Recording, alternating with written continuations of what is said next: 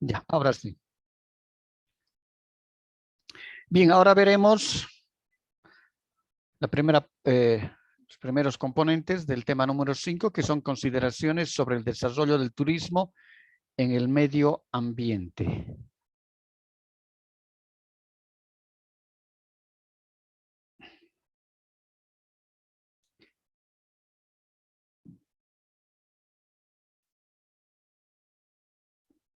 Habíamos establecido de que el turismo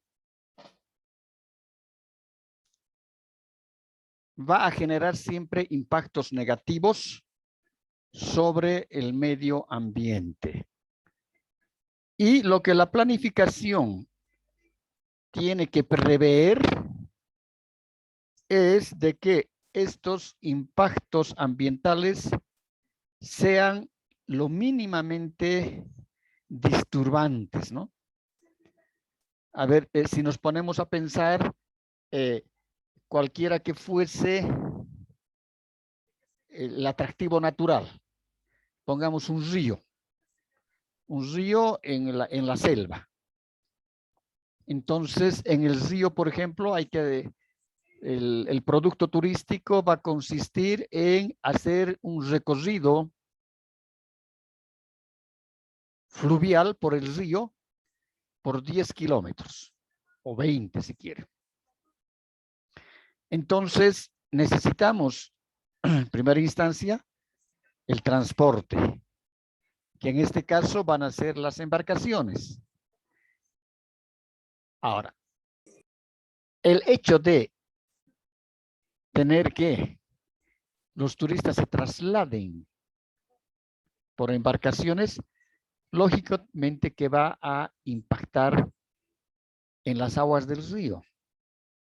Entonces, se tiene que prever de que esas embarcaciones sean lo menos posible ruidosas, porque ahí hubiera en ese caso contaminación del ruido a las especies vivas del agua que está en el río, ¿no? Por el motor. Entonces, esos motores no pueden ser motores bulliciosos. Tendrán que ser motores lo más silenciosos posibles. Luego, seguramente que los turistas van a comprar un destino con esas características para ver flora y para ver fauna. Entonces, la embarcación seguramente va a tener que parar. Entonces necesitamos hacer un paradorcito turístico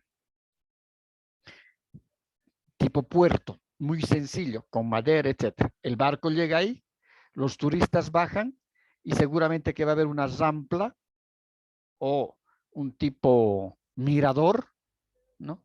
Donde los turistas subirán, si son 10, 20, 30, etcétera, y irán a observar a las aves. Por ahí puede haber un garzario, donde están las garzas, un hábitat de garzas, porque las garzas generalmente habitan en un tipo especial habitan de árboles.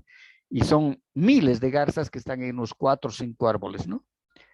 Entonces, como una nube blanca cuando las garzas empiezan a volar. Entonces, no hay que acercarse tampoco mucho, porque las aves se van a violentar. Entonces, se van a disturbar. Y si eso ocurre muy seguidamente y muchos los turistas quieren acercarse, con seguridad que las garzas van a cambiar de garzario.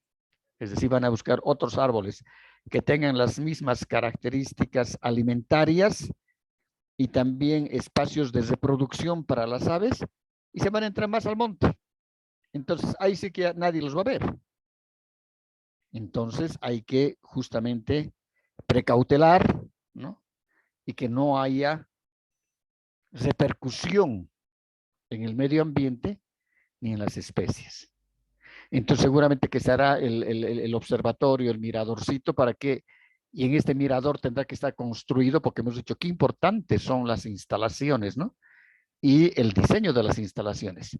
Seguramente que el mirador será pues construido de madera, ¿no?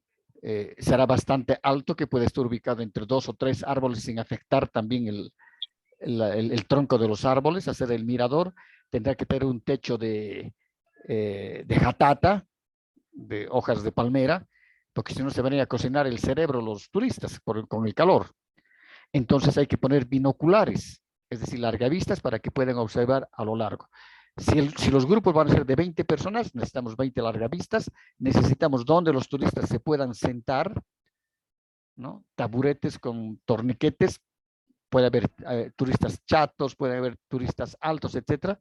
Entonces son unos banquitos con espaldar que justamente se adapta a eso como un tornillo para subir y bajar de acuerdo a la estatura de la persona. Entonces se quedarán ahí 1 a 2 horas observando las características que tienen las aves, ¿no?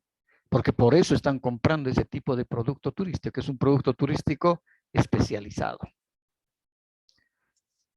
Ya terminarán de ver seguramente, tendrán que otra vez subir a la embarcación y otra vez serán aguas abajo, aguas arriba de la embarcación, llegarán a otro sector donde los turistas van a ver a los caimanes. Entonces, con los caimanes también, que están siempre en la orilla de los ríos,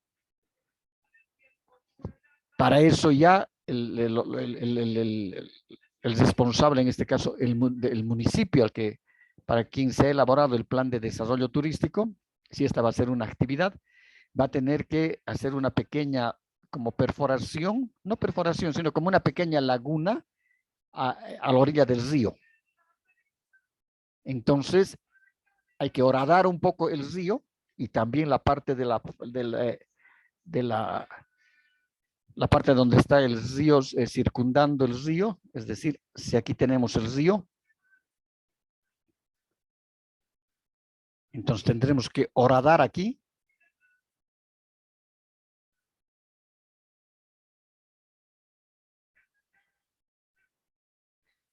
Y aquí continuará el río. Entonces, aquí se ha ganado, se ha tenido que acabar aquí porque aquí está la vegetación.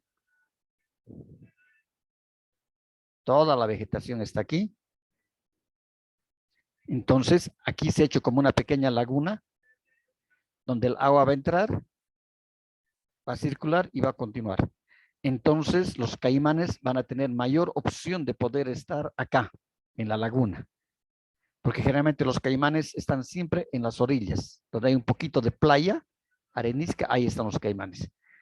Entonces, aquí se les va a poner agua, la laguna esa, y también va a tener ahí su parte de arena.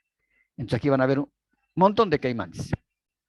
Entonces, para que no se violenten, la embarcación tendrá que ir por acá y seguramente que acá van a poner un observatorio. Hay que construir un pequeño muelle donde la embarcación va a bajar. Solamente bajar aquí la embarcación y aquí los turistas se van a instalar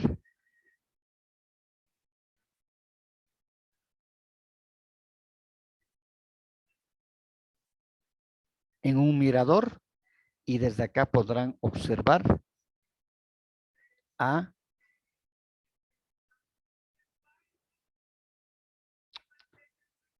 los caimanes.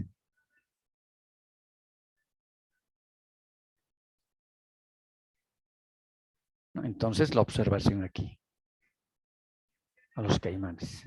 Pero hay que trabajar la infraestructura para las instalaciones. Porque asumimos de que todo este sector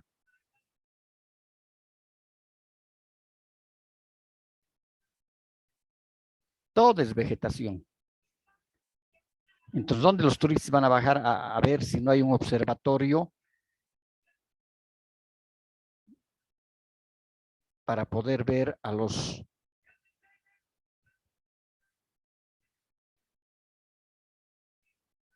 lagartos estos? Entonces, inclusive hay que limpiar toda esta parte de la vegetación. Aquí seguirán seguramente los árboles, todo esto, pero hay que limpiar y la vista también hay que limpiar todo esto para que puedan observar. Porque ellos están pagando para observar ese tipo de fauna. Entonces, el turismo va a impactar. Y lo que la planificación tiene que hacer es minimizar los impactos ambientales y, lógicamente, decíamos siempre, maximizar los resultados económicos. Ahora, en todas estas, generalmente en las muy próximos a los ríos, hay comunidades campesinas en la ladera de los ríos. Entonces, con los habitantes de esas comunidades hay que conversar, hay que dialogar, hay que trabajar el plan, ¿no? Para que ellos también formen parte de la actividad. Es decir, si aquí siguen las aguas del río y seguramente que por aquí debe haber, hay generalmente cabañas, hay chapapas que llamamos, y las chapapas son así, ¿no?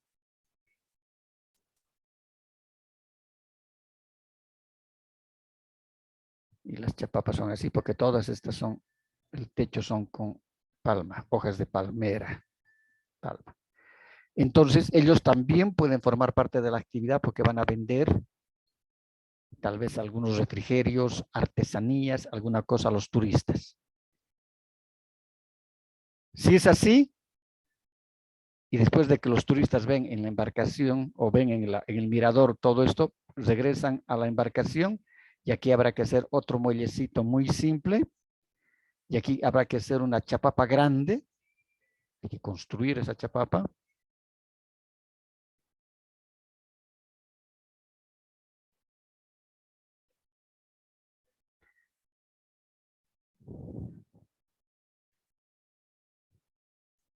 Para que los turistas puedan vender los lugareños puedan vender sus artesanías a los turistas. Y como hay tanta vegetación, seguramente que las artesanías van a ser de madera, tallas de madera en miniatura. Entonces, estamos dando actividad económica a los lugareños, a los propietarios de los barcos también, a los operadores de turismo que van a operar el programa y van a vender. Entonces, ahí vemos lo que nosotros llamamos la cadena de valor del turismo, ¿no? Esto será el del transporte, un eslabón de la cadena es el transporte, otros serán los guías porque se les va a dar trabajo, otro eslabón de la cadena serán los lugareños, otros serán los gastrónomos, es decir, cómo se van a beneficiar económicamente en esta cadena de valor. Pero hay que planificar de tal manera en que los impactos sean mínimos. Por eso que hay que buscar los factores de calidad del medio ambiente.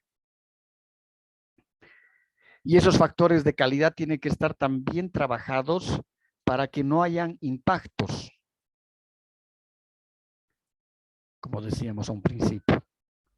Porque igual hay que limpiar este lugar acá, hay que voltear árboles, etcétera, minimizando siempre esos impactos ambientales, porque con seguridad que los árboles que de aquí hemos hecho caer, que hemos derribado, seguramente que tenían nidos, etcétera, de aves, ¿no? En el suelo seguramente que había madrigueras también. Entonces, hay que evitar disturbar lo menos posible en esos sectores para lograr una actividad turística ambientalmente aceptable. Por eso que la planificación del medio ambiente para el turismo es importante y vamos a desarrollar esas temáticas. Tienen que haber políticas de planificación para el medio ambiente, es decir, las políticas nos van a permitir a nosotros, porque dentro del plan se elaboran las políticas.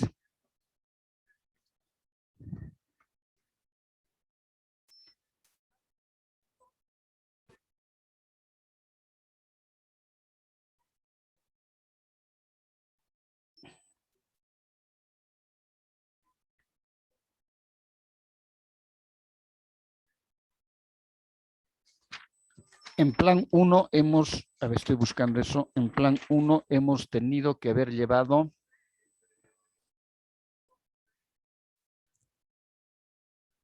evaluación, evaluación, evaluación, evaluación.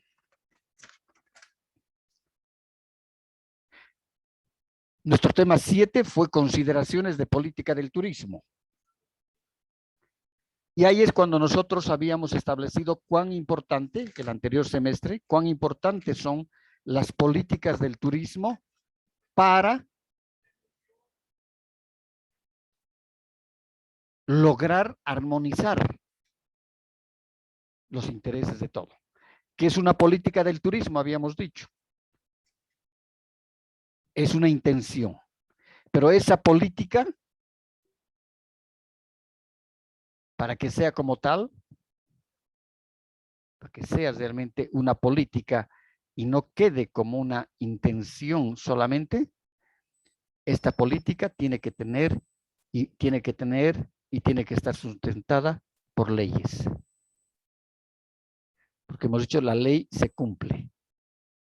La ley no se discute. Entonces, por ejemplo, si una política turística, nosotros cuando formulamos el plan, lo primero que formulamos, ponemos capítulo 5, 4, lo que corresponda, formulación del plan. 3.1, introducción. 3.2, políticas de desarrollo para la aplicación del plan. Y ahí se van a formular las políticas. 3.3 será propuesta legislativa o normativa para el plan. Ahí también se van a mencionar las leyes que se deben crear y luego ya, cuando se formula el plan, se van a hacer proyectos de leyes, será un programa de normativa legal y de ese programa de normativa legal van a nacer todas las leyes, pero las leyes son las que tienen que mirar hacia la política. Por ejemplo, una política puede ser desarrollar el turismo de manera sostenible en el municipio de Puerto Villarroel, minimizando los impactos ambientales y maximizando los resultados económicos que vayan en beneficio de las poblaciones locales. Esa es una política. Ahora, para que esa política se cumpla, necesitamos de leyes. Y en este caso van a ser leyes municipales, ¿no? Entonces, es fundamental la parte de la política, las políticas, y las políticas van a estar sustentadas en leyes para su cumplimiento. Porque si no, queda nomás en intenciones, ¿no? Decir, desarrollar el turismo de manera sustentable, etc. Pero va a haber un inversionista que quiere traer 3 barcos, por ejemplo, para navegar el Ichilo, si el plan es para Puerto Villarroel, para el municipio, y dirá, ay, voy a poner mis barcos con unos motores que hacen un ruido peor que un tractor o que 2 tractores juntos. Imagínense cómo se van a violentar las aves, los peces, los animales. Entonces, si en el plan está muy bien establecida la política turística y la ley se le dice, señor, un momentito, usted puede invertir. Bienvenido, una maravilla que usted invierta. Pero sus embarcaciones tienen que ser ecologistas. Eso significa de que no tienen que hacer ruido. Que tienen que utilizar la menor cantidad de combustible. Porque no me va a traer una embarcación con un motor viejo de hace 50 años. No, tiene que ser motores nuevos. ¿No? Entonces, a eso se refiere cuando la política se tiene que formular y tienen que estar sustentadas en leyes. Porque si no las políticas no están sustentadas en leyes, nadie va a hacer caso al plan, hemos dicho. Nadie hace caso. Y lo que nosotros queremos con el plan de desarrollo es justamente todo lo que se establece y lo que el plan propone es de que se cumpla. Y ese cumplimiento va a significar, ¿no?, obligatoriedad. Técnica de evaluación de las representaciones del medio ambiente. Es decir, vamos a ver con qué técnicas nosotros tenemos que utilizar para evaluar las repercusiones medioambientales. Y tenemos que ver también qué medidas de control hay que tomar de las repercusiones del medio ambiente. Hay que tomar medidas. Y dentro de estas medidas seguramente que va a estar que hay que hacer monitoreos seguidos. Por lo menos una vez cada 6 meses, aquí si tenemos este ejemplo, ¿no?, ver de que realmente esta laguna por ahí se está llenando con sedimento del río, hay que limpiar otra vez, profundizar un poco más para que llegue más agua y para que los caimanes puedan salir y pueden ser vistos, porque el turista está pagando para ver a los caimanes, no para que estén dentro del agua, o solamente saquen un poco su trompa. No, entonces tienen que estar aquí. Entonces tiene que haber bastante, la laguna tiene que tener bastante arena para que los caimanes estén echados ahí. 10, 20, 30 caimanes echados. El turista quiere ver eso. Entonces, pero ambientalmente también nosotros tenemos una obligación, y eso es levantar las medidas de control de las repercusiones del medio ambiente. Esta temática ustedes ya la han llevado en ecoturismo sobre las denominaciones y las definiciones básicas que se dan sobre medio ambiente.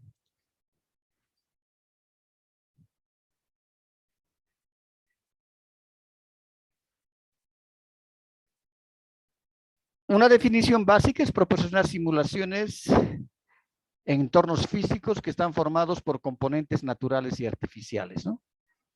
Es decir, hay también en este caso, dentro de un entorno físico, hay componentes artificiales. Por ejemplo, todas las edificaciones son entornos artificiales. Son componentes artificiales. En ese entorno físico, una instalación turística es un componente eminentemente artificial. El medio ambiente natural existe por la propia naturaleza.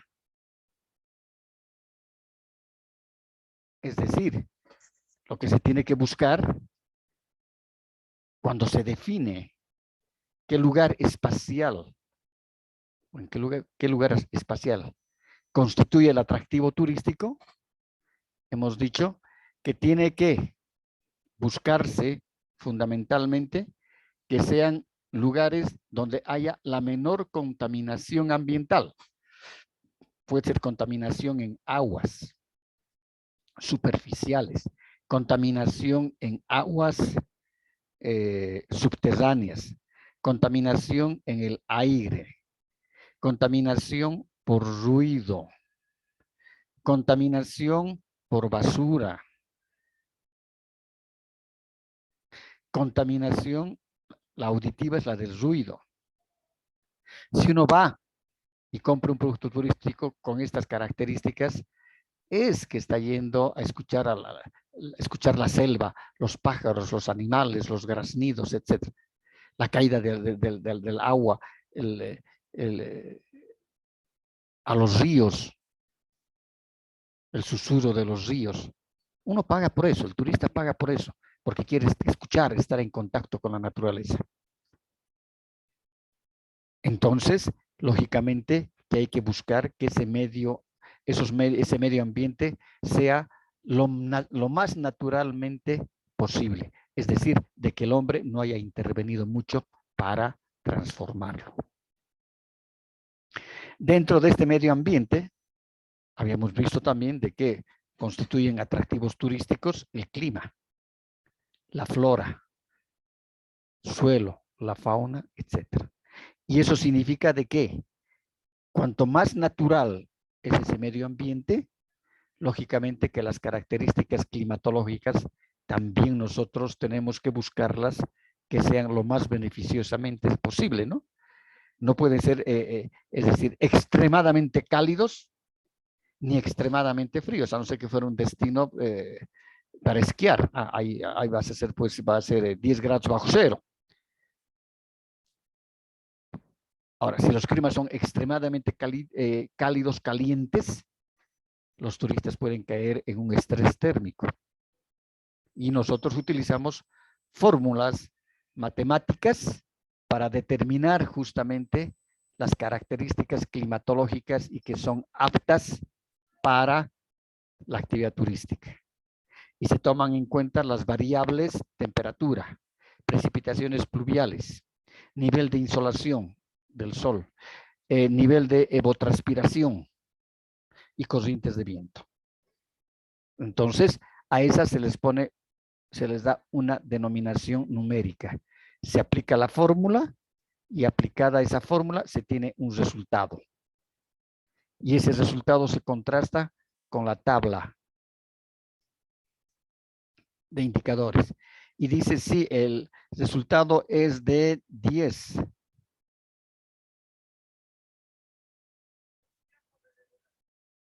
a 15,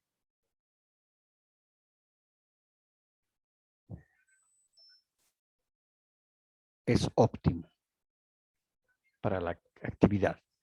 Si es de 16 a 20, son números, pero los números se presentan algo, ¿no? Esto es medianamente óptimo.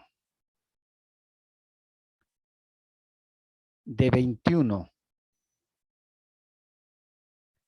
a 35, con riesgo. De 36 a 50, estrés térmico para los turistas. Entonces, cuando aplicamos la fórmula, si tenemos estos resultados, este lugar no sirve para traer turistas, porque es extremadamente caliente, extremadamente húmedo, extremadamente cae el sol. Los turistas pueden desmayarse, pueden laxarse, etc. Entonces, imagínense semejante inversión en barcos, en instalaciones, en infraestructura y todo eso. Y no hemos hecho el análisis sobre el estrés térmico en bosques húmedos y en bosques hiperhúmedos, por ejemplo. Hay que hacer. Y si se tiene ese índice de estrés, entonces hay que buscar cómo podemos minimizarlo. Seguramente que se pueden hacer actividades bajo cubierta. Eso significará de que hay que crear sendas saliendo del barco, el barco que tiene techo. ¿Ya? Entonces, los que no quieran estar, pueden estar, porque el barco generalmente tiene en la parte de arriba, tiene como una zampla con pasamanos. Hay turistas que dicen, no importa que estén 50 grados centígrados, me gusta. Y le pican los bichos, ya, su problema, pero ya se le alteró, ya se le notificó sobre aquello. Seguramente que si se baja a, como veíamos en nuestro ejemplo, si se baja a, ay no, ya no ponemos. Si bajamos de las aguas del río, seguramente que habrá que hacer una sendita acá para llegar al mirador que está acá, una senda, pero que esté cubierta con el manto vegetal, es decir, con los árboles. Entonces es bajo cubierta, ¿por qué? El mismo follaje de la naturaleza se va a hacer como un túnel acá. Entonces es mínima el grado de irradiación solar que pueda caer, pueda llegar a los turistas, porque tenemos toda la floresta ahí. Otro elemento fundamental es también el medio ambiente artificial, es relativo a la realización humana. edificios, estructuras. Porque cuando hablamos de medio ambiente nos estamos refiriendo, hemos dicho, a componentes naturales y componentes artificiales. No solamente es naturaleza.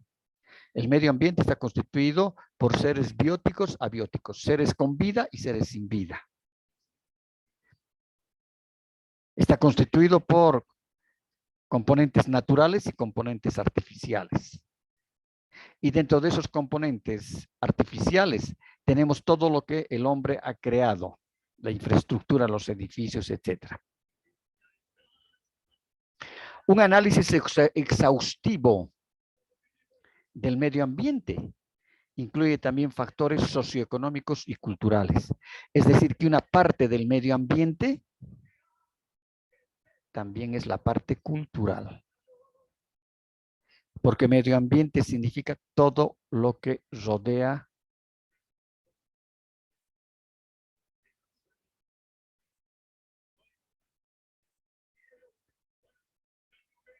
todo lo socioeconómico es parte del medio ambiente. Lo socioeconómico.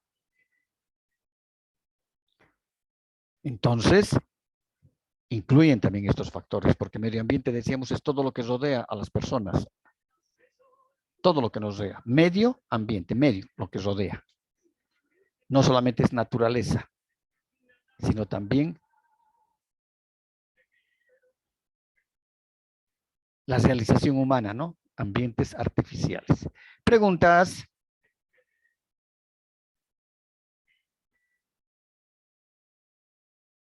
No, Lice. Perfecto.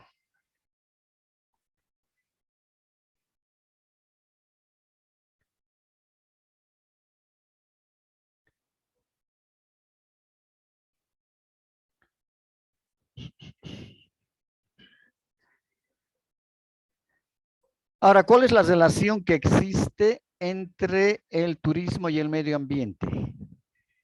Es decir, es una relación entre el medio ambiente natural y el medio ambiente artificial. Y es por eso que nosotros establecemos atractivos turísticos naturales y atractivos turísticos culturales. Y asimismo decimos que las características del medio ambiente están constituidas por atractivos, estos atractivos naturales, que en el fondo son símbolos.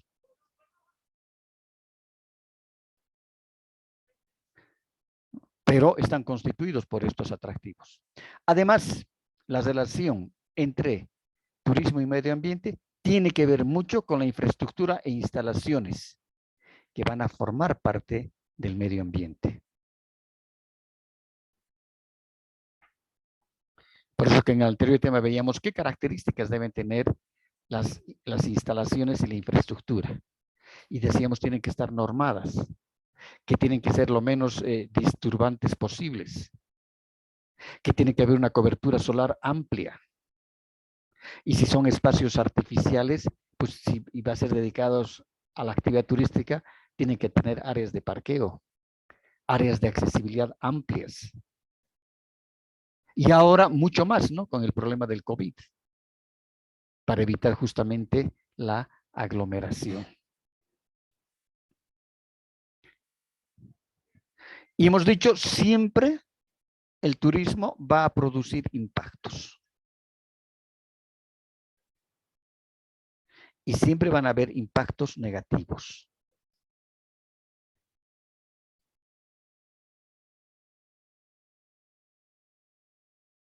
Estos impactos negativos tenemos que buscar con la planificación de que sean lo menos disturbantes, como veíamos, por ejemplo, en el sector del río, donde tenemos que limpiar una parte de la arena, de la vegetación, hacer caer árboles para hacer una laguna ahí para que puedan salir los caimanes y los turistas los vean. Lógicamente que vamos a impactar, pero hay que buscar impactar, esos impactos son negativos, lo mínimamente posible para que podamos disturbarlos, ¿no? Y es por eso que todo el tiempo tenemos que estar haciendo controles. A esos controles llamamos los monitoreos. Ustedes han llevado esta temática en Ecoturismo 1, porque ahora están en Ecoturismo 2, ¿verdad?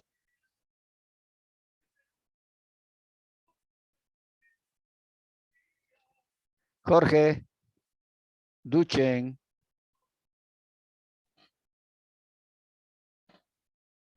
Jorge, ¿está ahí o ya se fue?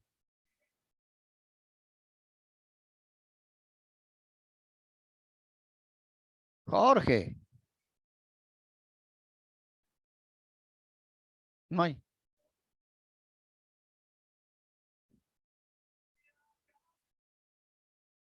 Jorge, ¿me escucha? Ya se fue. Bueno. ¿Preguntas?